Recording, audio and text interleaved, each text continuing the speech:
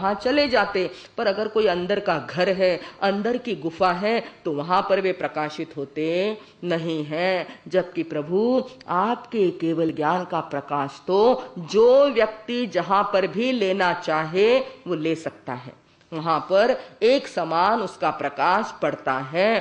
फिर चौथी बात बताई साहब, सूरज भगवान आते तो हैं, परंतु अगर सावन का महीना आया है, काले काले बादल आकाश में छाए हैं और बड़ा सारा काला पानी भरा हुआ बादल उस सूरज के सामने आ जाता है, तो प्रकाश क्या हो जाता है? थोड़ा कम हो जाता है, ढक जाता है ना। बादल पानी से भरा हुआ आ जाए और उसके ऊपर छा जाए तो उसका प्रखर तेज जो है वो क्या हो जाता है? कम हो जाता है। ऐसा प्रभु में नहीं देखा जाता कि प्रभु ने केवल ज्ञान, केवल दर्शन को प्राप्त कर लिया है, अनंत ज्ञान के धनी तीर्थंकर परमात्मा और वीतराग देव हो गए हैं, कोई अन्य देव वहां पर आए, उनके ऊपर आवरण लाए तो उनका प्रभाव जरा सा कम हो जाए, ऐसा कभी होता नहीं है। ऐसी चारों बातें आचार्य मानतुंग ने उनके सामने, उसको कहते क्राइटेरिया, कसौटी करके देखी, पर हर कसौटी पे थोड़ी थोड़ी बात क्या होने लग गई?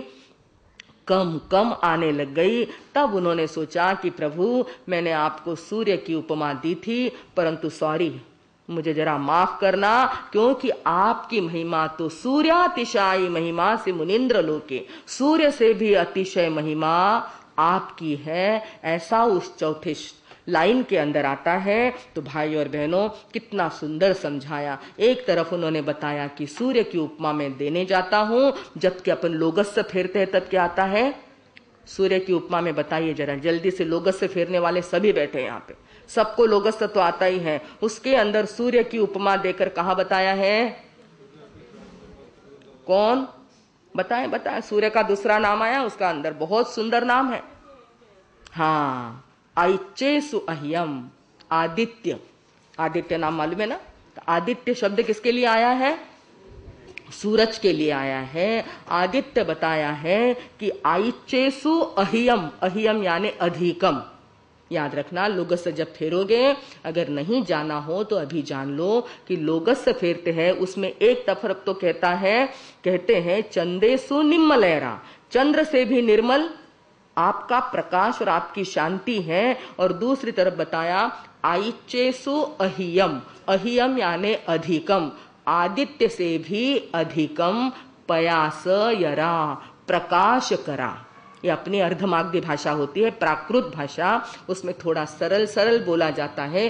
पयास यानी प्रकाश, यरा यानी करा, प्रकाश करने वाले। आइचेसु अह्यम पयासयरा, आदित्य से भी अधिक प्रकाश करने वाले प्रभु है। आपकी उपमा आदित्य से, सूरज से, भास्कर से और मार्तंड से की नहीं जाती। यहीं पर तो जैन दर्शन और अन्य दर्शन का फर्क पड़ता है। वहां पर वहीं पर उनकी वंदना आराधना कर ली जाती है, आदित्य को अर्घ्य चढ़ाकर उसकी पूजा की जाती है। परंतु सूर्य भगवान भी क्या है? देवता है। देव विमान, जिसे अपन ज्योतिष और वैमानिक देवता कहते हैं, ऐसे वो देव विमान में रहने वाले सूरज हैं। और तीर्थंकर तो कहाँ हैं? ऐसे अनेकों देवता तीर्थंकरों की सेवा में उपस्थित होते हैं। इसलिए वहां पर भी ये उपमा क्या हो रही है? कम पड़ती है। ऐसा उन्होंने स्वीकार किया है और स्वीकार करते हुए इस गाथा को बनाया है, जो हम पढ़ेंगे। नास्तं कदाचिदुपयासि नराहुगम्य स्पष्टीकरोषि सहसा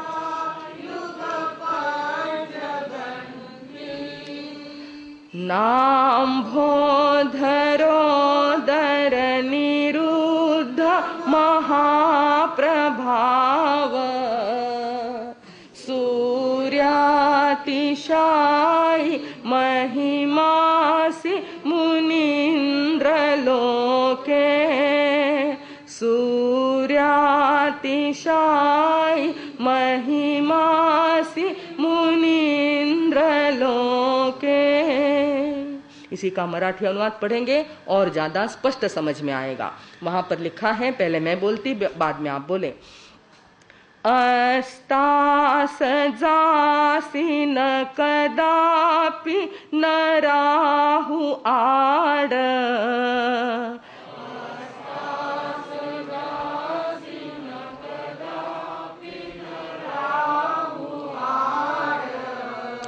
तीन्ही जगावर तुझा पडतो उजेड,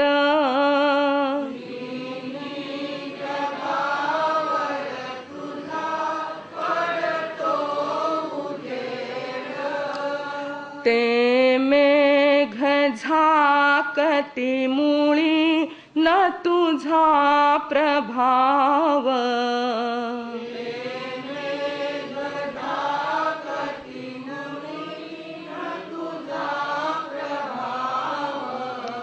चाहे न तो तुझ पुढे रवीचा प्रभाव,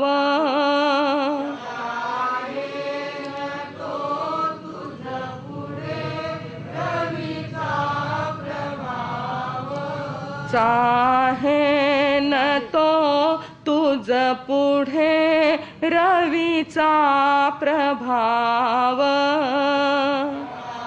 इसच बरोबर आहे, बहुत बरोबर आहे.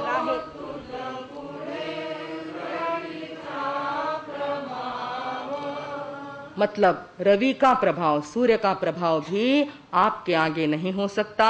भाई और बहनों, इस प्रकार भगवान आदिनाथ की स्तुति करते हुए उसमें 4 उपमाएं जो देते देते कहाँ पर कम और कहाँ पर ज्यादा होती है उसका विश्लेषण यहाँ पर कहा है. इसलिए कहा कि हमारे यहाँ कहा गया कि कर्मों के आवरण 8 प्रकार के होते हैं. 8 प्रकार के कर्म हमारी आत्मा को और आत्मा के प्रकाश को आवरित किए हुए हैं. वहां पर तीर्थंकर के सारे आवरण क्या हो जाते हैं? नष्ट हो जाते हैं, अनावृत हो जाता है उनका ज्ञान, उनका केवल ज्ञान और केवल दर्शन. किसी भी प्रकार का छोटा बड़ा आवरण भी वहां पर रहता नहीं है. इसलिए बादल की उपमा दी कि बादलों का आवरण जैसे हमारे ऊपर है. अभी हमारे ऊपर क्या है? मति ज्ञान और श्रुति ज्ञान भी हमारे पास पूरा है क्या? अध्ययन नहीं, स्वाध्याय नहीं, पढ़ने की लगन नहीं है, रुचि नहीं है, उसको लानी पड़ेगी और ऐसे ज्ञान का अभ्यास करना पड़ेगा. इसलिए हमने चलाया है इस आंदोलन को कि हम स्वाध्याय करें. और स्वाध्याय यानी मात्र शास्त्रों का प्राकृत अभ्यास नहीं, उसके संदर्भ में, उसके संबंध में जो जो धर्म ग्रंथ आते हैं उसका वाचन करना, उसको स्वाध्याय कहना. और ऐसे स्वाध्याय करते जाएंगे तो कभी न कभी हमारे ज्ञानावरणीय कर्म का पर्दा हट जाएगा. घूंघट के पट खोल रे, मतलब क्या? वहां पे पर्दा आ गया. घूंघट यानी पर्दा, वो हमारे आत्मा पर आया है. तो ऐसे हमारे ज्ञानावरणीय कर्म, दर्शनावरणीय कर्म, ये पर्दे हट जाएंगे तो हमारी भी आत्मा शुद्ध, बुद्ध और मुक्त हो जाएगी. भाई और बहनों, इस प्रकार आज की इस गाथा में मानतुंगाचार्य ने हमें बहुत सुंदर प्रेरणा दी है कि जैसा प्रभु ने किया है वैसा तुम भी कर सकते हो. करने की जरूरत है. रोज रोज की आदत लगाएंगे. 10-10 मिनट, 15-15 मिनट, 20-20 मिनट. एक तो पढ़ना है ज्ञान को, किताबों के आधार से ज्ञान को पढ़ना है. और ज्ञान जब पढ़ लिया जाए तो कम से कम 20 मिनट का ध्यान करना है. ज्ञान और ध्यान ये दोनों हमारे साथ साथ चलेंगे तो ज्ञानावरणीय और दर्शनावरणीय दोनों पर्दे हट जाएंगे. भाई और बहनों, हमारा पुरुषार्थ सफल हो, पुरुषार्थ में प्रभु का प्रभाव हमको मिलता जाए, इसी शुभ मंगल की कामना में अब मैं विराम लेती हूँ. ओम शांति.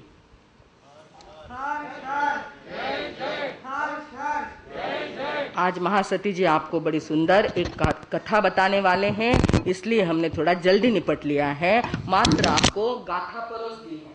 दाल रोटी दी ना आपने, बहुत ज्यादा वानगी उसके अंदर रहेगी क्योंकि अब उसके आगे कुछ मिठाइयाँ मिलने वाली है. उसके लिए आपको थोड़ा पेट में जगह बाकी रखनी है. इसलिए अब हम सुनेंगे महासती जी की अमृतमय वाणी को. गुरु दीपक गुरु चा